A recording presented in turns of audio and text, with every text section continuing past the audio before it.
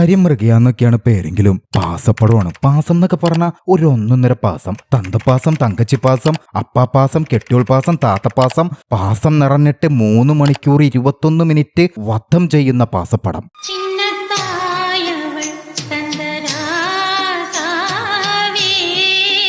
പാസമലർന്നൊക്കെ പേരിടേണ്ട പടം കൊണ്ടുവന്നിട്ട് അനിമൽ എന്നൊക്കെ പേരിട്ട് വെക്കാന്നൊക്കെ പറഞ്ഞ എന്തേലൊക്കെ ആവട്ടെ. തമിഴിലും തെലുങ്കിലും പാസപ്പടം നിറഞ്ഞു മതിയായപ്പോ ഡയറക്ടർ സന്ദീപ് റെഡ്ഡി വാങ്ങക്ക് ഒരു ഐഡിയ തോന്നി. പാസം മുഴുവൻ ബോളിവുഡിലേക്കൊന്ന് പറിച്ചു നടാം. മൃഗയിലെ നായകൻ എന്നൊക്കെ പറയുന്നത് നമ്മുടെ പാസമച്ചാനാണ്. പാസമച്ചാന്റെ ചെറുപ്പം കാണിച്ചുകൊണ്ടാണ് പടം തുടങ്ങണത് തന്നെ. മച്ചാൻ ഓരോരോ ഹോബികളാണ്. അപ്പാപ്പാസം തലക്ക് പിടിച്ച് പ്രാന്ത് പിടിച്ച മച്ചാൻ സ്കൂളിൽ നിന്നൊക്കെ ഇറങ്ങി വീട്ടിലേക്ക് അപ്പനെ കാണാൻ വേണ്ടി ഒറ്റ ഓട്ടമാണ്. അപ്പനാണെങ്കിൽ ഇവനെ പുല്ലുവിലയും. ബർത്ത്ഡേക്ക് പോലും മക്കളെ കാണാൻ തിരിഞ്ഞു നോക്കാത്തൊരു അപ്പൻ. പക്ഷെ അപ്പൻ എന്ന് പറഞ്ഞ പാസമച്ചാന് ജീവനാണ്. സ്കൂളിൽ ചെന്ന് പാസമച്ചാന്റെ ഒരു രീതി എന്നൊക്കെ പറഞ്ഞ അപ്പനെ പറ്റി അങ്ങ് പൊക്കി പൊക്കി കഥയടിക്കലാണ്. തന്റെ പാസമൊക്കെ കാലം തെളിയിക്കാൻ പോണേയുള്ളൂ എന്നൊക്കെ പാസമച്ചാൻ കൂട്ടുകാരോട് കഥയടിക്കും. പാസമച്ചാൻ അച്ഛനോട് സ്നേഹമൊക്കെ ആണെങ്കിലും അച്ഛന് പാസമച്ചാനെ പുല്ലുവിലയായിരിക്കും. പാസമച്ചാന് പാസം തലക്ക് പിടിച്ച് പ്രാന്തായം കൊണ്ട് സ്വന്തം കോളേജിൽ പഠിക്കാൻ പോയ ചേച്ചീന് പുള്ളേരെ റാഗെയ്തെന്നും പറഞ്ഞ് തോക്കെടുത്തുകൊണ്ട് അങ്ങോട്ട് കയറി ചെല്ലും. പുള്ളേരെ ഭീഷണിപ്പെടുത്തി ചേച്ചീനെ ഉപദ്രവിച്ചവരെ കണ്ടെത്തി അവരെ പന്നിക്കിവിടും. അങ്ങനെ പാസമച്ചാൻ അപ്പന്റെ മുമ്പിൽ ചെന്ന് വിടാണ്. അപ്പം പാസമച്ചാനെ കണക്കിന് ചറപറ ചീത്ത. വാപ്പ ഒരു വാപ്പയാണ് വാപ്പ. വാപ്പ വാപ്പാന്ന് വിളിച്ചോണ്ടൊന്നും വാപ്പ വാപ്പയാവൂല. വാപ്പാടെ വാപ്പാനെ പോലത്തെ വാപ്പയാണ് വാപ്പ. അല്ലാതെ വാപ്പാനെ പോലത്തെ വാപ്പാനെയൊക്കെ വാപ്പാന്ന് വിളിക്കണ എന്നെ വേണം വാപ്പാന്ന് വിളിക്കാൻ. അല്ലേ വാപ്പ? പോരാത്തേന് പാസമച്ചാൻ വലിയ ഡയലോഗ് അടിക്കുമ്പോ അപ്പൻ നൈസായിട്ട് പൊക്കിയെടുത്ത് പാസമച്ചാനെ ബോർഡിംഗ് സ്കൂളിലും ആക്കും. പക്ഷെ പാസമച്ചാൻ ആരാമോൻ അവിടെ നിന്നൊക്കെ തിരികെ വരും. അപ്പോഴാണ് കൂട്ടുകാരന്റെ പെങ്ങടെ കല്യാണം. പാസമച്ചാൻ അവിടെ പോവും. ദാണ്ട് നിൽക്കുന്നു പാസമച്ചാന്റെ നായിക, ദാ സുന്ദരി യുവതി. അവളെ കണ്ടതും പാസമച്ചാന്റെ കിളി പോകും. അവളെ വളച്ചെടുക്കണം. പാസമച്ചാൻ ഒരു ഐഡിയ അങ്ങോട്ട് തോന്നും. പാസമച്ചാൻ പോയിട്ട് സ്കൂളിലെ പ്രാർത്ഥനാ ഗാനം അങ്ങോട്ട് പാടും. ഒപ്പം കൂട്ടുകാരെയും വിളിക്കും. അത് കേട്ട് ദാ നായിക അങ്ങോട്ടേക്ക് നടന്നു വന്ന് പാസമച്ചാന്റെ ഒപ്പം പാടുന്നു. അത് കഴിഞ്ഞിട്ടും പാസമച്ചാൻ നായികയുടെ അടുത്ത് പോയി 2 ഡയലോഗാണ്. ഭവാനി ഒന്ന് മനസ്സ് വെച്ചാൽ ഈ കലവറ നമുക്കൊരു മണിയറയാക്കാം. കേക്കണ്ട താമസം നായിക ഫ്ലാറ്റ്. ആണ്ടവാ, ഇതൊക്കെയാണ് യോഗം. ഇതിനിടയിൽ പാസമച്ചാന്റെ വീട്ടില് അപ്പന്റെ 60ാം പിറന്നാളാണ്. പാസമച്ചാന്റെ മൂത്ത ചേച്ചി പ്രേമിച്ച് കല്യാണം കഴിച്ചു. അളിയൻ മണവുണാഞ്ചനെയാണെങ്കിൽ പാസമച്ചാനെ കണ്ണെടുത്താ കണ്ടൂടാ. ഭാര്യയുടെ അച്ഛനെ അച്ഛാന്ന് വിളിച്ചതിന് അവനെന്തിനാ എന്റെ അച്ഛനെ അച്ഛാന്ന് വിളിക്കുന്നത്, അവൻ അച്ഛനില്ലേ എന്നുള്ള ക്ലാസിക് ഡയലോഗൊക്കെ പാസമച്ചാന്റെ വായി നിങ്ങടെ ഒഴുകുന്നുണ്ട്.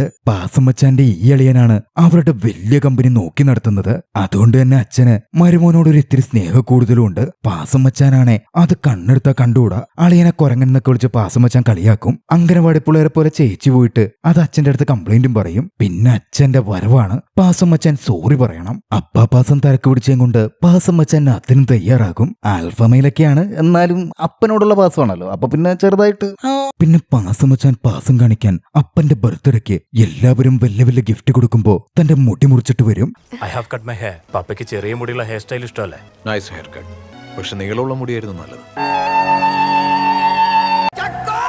എന്തായാലും പാസമച്ചാന്റെ കുടുംബം ഇങ്ങനെ പോകുമ്പോ അപ്പനും പാസമച്ചാനും വീണ്ടും കീരിയും പാമ്പും ആവും. അപ്പന്റെ യഥാർത്ഥ മുൻ അളിയനാണ് ഞാനല്ല എന്നൊക്കെ പാസമച്ചാൻ അപ്പന്റെ മുഖത്ത് നോക്കി ഡയലോഗ് അടിക്കും. അപ്പൻ പാസമച്ചാനോട് വീട്ടിൽ നിന്ന് ഇറങ്ങി പോവാൻ പറയും. പാസമച്ചാൻ ബാഗുമെടുത്ത് വീട്ടിൽ നിന്ന് അമേരിക്കയിലേക്ക് അപ്പന്റെ പണം കൊണ്ട് തന്നെ പോവാൻ പോകുമ്പോൾ വീണ്ടും ദാ വരുന്നു കഥാനായിക. പാസമച്ചാൻ നായികനെയും കൊണ്ട് അപ്പന്റെ മുമ്പിലെത്തും. അപ്പനെ പുല്ലുവല. പിന്നെ പാസമച്ചാൻ നെടുമ്പലം നോക്കിയില്ല. ഫ്ലൈറ്റ് എടുക്കുന്നു, പറക്കുന്നു, പറന്നുയരുന്നു. ഫ്ലൈറ്റിൽ വെച്ചൊരു ഹണിമൂൺ യാത്ര. ഫ്ലൈറ്റ് വന്നിറങ്ങുന്നതോ തണുപ്പ് നിറഞ്ഞ ഐസ് കെട്ടുകൾ കുമ്പാരം കൂടി കിടക്കുന്ന ആ മഞ്ഞുമലയുടെ മുകളിൽ. പാസമച്ചാനുവിനെ തണുപ്പൊന്നും പ്രശ്നമല്ല, ആൽഫമേലാണല്ലോ. ജാക്കറ്റ് പോലും ഇല്ല. നായികയാണെങ്കിൽ പിന്നെ ആൽഫമേലിനെ കെട്ടുമ്പോ കുറയ്ക്കാൻ പറ്റൂ. സാരി എടുത്തിട്ടാണ് മഞ്ഞുമല കൂടെ വന്നേക്കുന്നത്. അവിടുത്തെ കുന്നമ്പലത്തില് ഒരു പൂജാരി. ഈ പൂജാരി അവിടെ നിന്ന് വന്ന് എന്തായാലും അവരെ തമ്മിൽ കല്യാണം കഴിക്കുന്നു. The Pasamachan's wedding. തിരിച്ച് ഫ്ലൈറ്റിൽ തന്നെ പാസമച്ചാൻ ഹണിമൂൺ നടത്താൻ നോക്കും. ഫ്ലൈറ്റ് അടിച്ച് അപ്പത്തന്നെ ചാവേണ്ടതായിരുന്നു. പുല്ല് അവിടെ തീർന്നിരുന്നെങ്കിൽ പടം കാണണ്ടായിരുന്നു.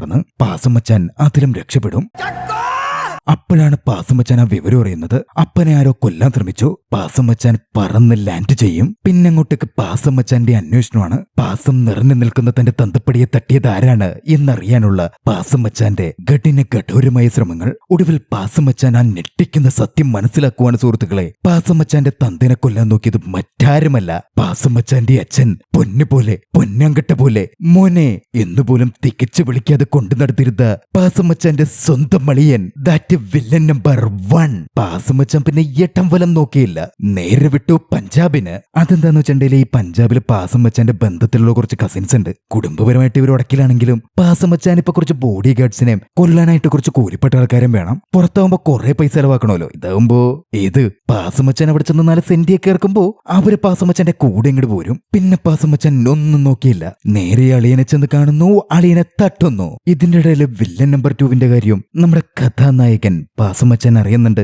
വില്ലൻ നമ്പർ 2 പാസമ്മച്ചാന്റെ അച്ഛനെ കൊന്ന് കമ്പനി വീണ്ടെടുക്കാൻ വന്ന പാസമ്മച്ചാന്റെ തന്നെ വകയിലെ ഒരു കസിൻ. സംഭവം സിമ്പിളാണ്. പാസമ്മച്ചാന്റെ അച്ഛന് വേറെ സഹോദരനുണ്ടാവും. പാസമ്മച്ചാന്റെ മുത്തച്ഛൻ ഈ കമ്പനിയൊക്കെ തുടങ്ങി വളർന്നു വലുതാക്കി കഴിയുമ്പോ മുത്തച്ഛന്റെ സഹോദരൻ ഷെയറും ചോദിച്ചു വരും. അച്ഛൻ ആട്ടിവിടും. അതിന്റെ ദുഃഖത്തിൽ പോയിട്ട് മുത്തച്ഛൻ ആത്മഹത്യ ചെയ്യും. മുത്തച്ഛൻ ആത്മഹത്യ ചെയ്യുന്നത് തന്റെ പേരക്കുട്ടിയുടെ മുമ്പിലായിരിക്കും. The main villain. അന്ന് തൊട്ട് മെയിൻ വില്ലന് പിന്നെ സംസാരിക്കാൻ പോലും പറ്റൂല. ഇതിന്റെ ഇടയിൽ മുത്തച്ഛൻ മതം മാറി കല്യാണം കഴിച്ച് കുറെ പിള്ളേരൊക്കെ ഉണ്ടായിട്ടുണ്ടാവും. അതിലെ പ്രധാനിയാണ് ഈ മെയിൻ വില്ലൻ. മെയിൻ വില്ലന് 2 സഹോദരങ്ങൾ. അതിലെ 2ാമത്തെ സഹോദരനാണ് പാസമ്മച്ചാനെയും അപ്പനെയും കൊല്ലാൻ ഇപ്പോൾ ഇന്ത്യയിലുള്ളത്. മെയിൻ വില്ലനും മറ്റൊരു സഹോദരനും വേറേതോ നാട്ടിലാണ്. എന്തായാലും വില്ലൻ നമ്പർ 2 പാസമ്മച്ചാനെ തട്ടാനെത്തും. ആ ദിവസമാണ് ഇത് സംഭവിക്കുന്നത്. പാസമ്മച്ചാന് ജെട്ടിയിൽ പ്രശ്നം വന്ന് രാക്ഷസുകൾ വരും. അതിന്റെ പേരിൽ പാസമ്മച്ചാൻ പണിക്കാരുടെ മുമ്പിൽ ചെന്ന് ജെട്ടികളെ പറ്റി ഒരു ക്ലാസ് തന്നെ എടുക്കുന്നുണ്ട്. ജെട്ടികളുടെ നാടായ കുട്ടനാട്ടിൽ നിന്നും മറ്റൊരു ജെട്ടി, കാവാലം ജെട്ടി. ഇറുക്കത്തിനും മുറുക്കത്തിനും കാവാലം ജെട്ടി. അതിലും വലുത് പാസമ്മച്ചാന്റെ കെട്ടിയോള് വന്ന് എല്ലാവരുടെ മുമ്പിൽ വെച്ച് അതിങ്ങോട്ട് കാണിക്കുന്നു. Oh my God. പാസമ്മച്ചാനാണെങ്കിൽ നാണത്തോട് നാണം.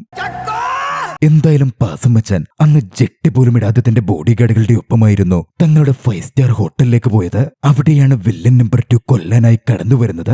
ജെട്ടിയിടാതെ ഫൈറ്റ് ചെയ്യാൻ പാടില്ല എന്ന് പാസമ്മച്ചാന് നിർദ്ദേശങ്ങൾ കൊടുക്കാനെത്തിയ ഫ്രെഡി പറയും. ഫ്രെഡിയുടെ ജെട്ടി വാങ്ങിയിട്ട് പാസമ്മച്ചാൻ അടി തുടങ്ങും. അടിയോട്ടടി ഇടിയോട്ടടി വെടിപ്പോരം. വില്ലൻ 2 കൊണ്ടോ നിർത്തുന്നു. മുഖം മൂടിയൊക്കെ വെച്ച് വില്ലന്മാരെ എണ്ണി വിട്ടുകൊണ്ടിരുന്നു. ഒരു പരിധി കഴിഞ്ഞപ്പോൾ തോക്കുകൊണ്ടുള്ള ഫൈറ്റ് മതിയാക്കി പാസമ്മച്ചാൻ കോട്ടാലിയുമായി ഇറങ്ങി. വെട്ടോട് വെട്ട് തുണ്ടം 2.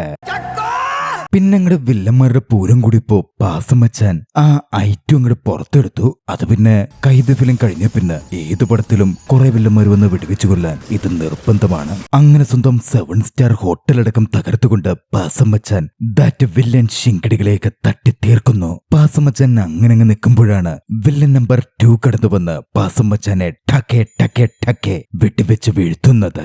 അങ്ങനെ വെടിയും കൊണ്ട് പാസമ്മച്ചാൻ ആശുപത്രി കിടക്കുമ്പോഴാണ് ദാറ്റ് മെഡിക്കൽ മിറാക്കിൾ ഡോക്ടർ വന്ന് പറയുന്നത്. വെടികൊണ്ട് പാസമ്മച്ചാന്റെ എല്ലാം അടിച്ചുപോയിരിക്കുന്നു. രുചി പോയി, കേൾവി പോയി, സാമാനം വരെ അടിച്ചുപോയി. പോരാത്തതിന് പാസമ്മച്ചാന്റെ ഹാർട്ടിൽ ലോട്ട വീണതുകൊണ്ട് ഹാർട്ട് എത്രയും പെട്ടെന്ന് മാറ്റിവെക്കണം. ഇല്ലെങ്കിൽ പാസമ്മച്ചാൻ അതോടെ ഭിത്തിയിലെ പടമാകും. പിന്നെ അങ്ങോട്ടേക്ക് 1 മണിക്കൂർ നീളുന്ന മെലോ ഡ്രാമ. ഹാർട്ട് അടിച്ചു പോയേക്കാവുന്നവന്റെ കോപ്രായങ്ങൾ. പാസമ്മച്ചാൻ ഏവരെയും വെറുപ്പിച്ചുകൊണ്ടേയിരുന്നു. ഒടുവിൽ ആ വാർത്തയെത്തുന്നു. പാസമ്മച്ചാന് ഹൃദയം കിട്ടി. 1% മാത്രം രക്ഷപ്പെടാൻ സാധ്യതയുള്ള ആ ശസ്ത്രക്രിയ. പക്ഷേ ഇതൊക്കെ പാസമ്മച്ചാന് ദന്ത്.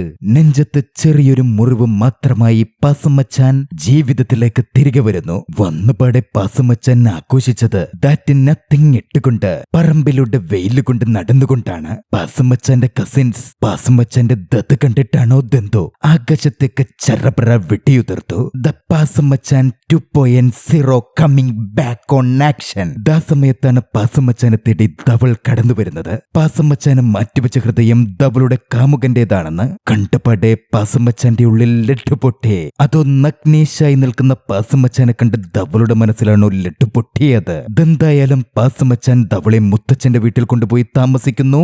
ധവളുടെ ഒപ്പം കഴിയുന്നു. ധവൾക്ക് ഗിഫ്റ്റ് വാങ്ങിക്കൊടുക്കുന്നു, കാറ് വാങ്ങുന്നു, പട്ടുസാരി വാങ്ങുന്നു. ധവളുടെ പ്രണയം പുത്തുലയുന്നു. പ്രണയത്തിന്റെ അസ്കിതകളിലേക്ക് ധവൾ വീണ് കഴിയുമ്പോൾ അവൾ ആ സത്യം വെളിപ്പെടുത്തുകയാണ്. സുഹൃത്തുക്കളെ വെളിപ്പെടുത്തുകയാണ്. ധവൾ യാഥാർത്ഥ്യത്തിൽ ധവളുടെ കാമുകന്റെ ഹൃദയം മാറ്റിവെച്ചത് കൊണ്ട് വന്നതല്ല. ധവൾ സ്പൈയാണ്. ചാര ബ്ലാക്ക് ബോൾ മെയിൻ വില്ലൻ. അതായത് പാസമ്മച്ചാന്റെ കസിൻ തന്നെ പാസമ്മച്ചാനെയും അച്ഛനെയും കൊല്ലാൻ വേണ്ടി പറഞ്ഞുവിട്ട ദാറ്റ് ബ്ലാക്ക് മോൾ. അവൾ പാസമ്മച്ചാനോടുള്ള പ്രേമം തുറന്നു പറഞ്ഞ് പാസമ്മച്ചാനോട് സത്യങ്ങൾ വെളിപ്പെടുത്തുന്നു. അതോടെ പാസമ്മച്ചാൻ അപ്പനെയും തങ്ങളെയും കൊല്ലാൻ വന്നത് ആ മെയിൻ വില്ലനെ സ്വന്തം കസിനെ തിരക്കിയിറങ്ങുന്നു. ഇതേസമയം മെയിൻ വില്ലൻ ആകട്ടെ തന്റെ സഹോദരനെ പാസമ്മച്ചാൻ കൊന്ന് വിവരമറിഞ്ഞ് കോപാകുലനായി പാസമ്മച്ചാനെ തട്ടാൻ റെഡിയായിട്ടിരിക്കുന്നു. ഒടുവിൽ അവർ ഒരു റൺവേയിൽ വെച്ച് കണ്ടുമുട്ടുകയാണ്. സുഹൃത്തുക്കളെ കണ്ടുമുട്ടുകയാണ്.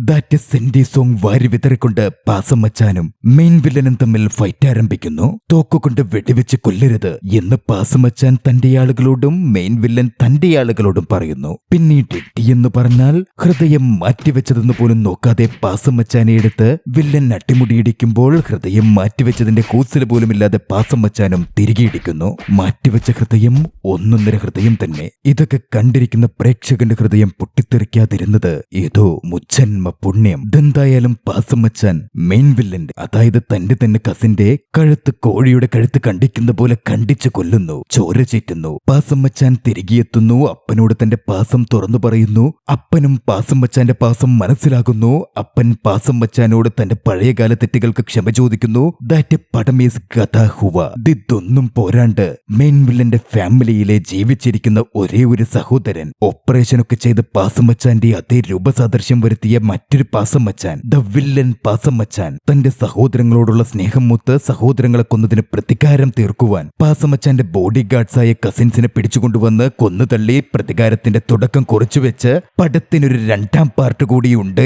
എന്ന് സംവിധായകൻ കൊല്ലാക്കൊല ചെയ്യുന്നിടത്ത് മൃഗയ അവസാനിക്കുന്നു. എല്ലാം കഴിഞ്ഞ് വയസ്സായൊരു പാസമ്മച്ചാനെ കൊണ്ടുവന്ന് സ്ക്രീനിൽ വെച്ച് സംവിധായകൻ എന്തോ ഒന്ന് കാണിക്കുന്നുണ്ട്. എന്തോ എന്തായാലും തേരും തെളിച്ചുകൊണ്ട് ഇവിടെ ഇനിയും വരില്ലേ. അപ്പോൾ മറ്റൊരു പൊരിക്കൽ വീഡിയോയുമായി നമുക്ക് പിന്നെയും കണ്ടുമുട്ടാം. അതുവരെ ബൈ.